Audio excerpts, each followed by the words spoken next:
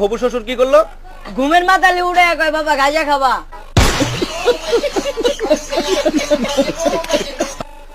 তুমি কি করো? ভিক্ষা করি। ভিক্ষা করো। এই ভিক্ষা করার টাকা তোমার বাবা কি করে?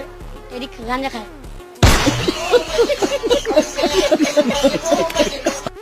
তোমার ভিক্ষা করার টাকা দিয়ে তোমার বাবা কি করে? গাঁজা খায়। আগে খায় তখন খায় না, নিজে ইস্কা চালায় নিজে খায়।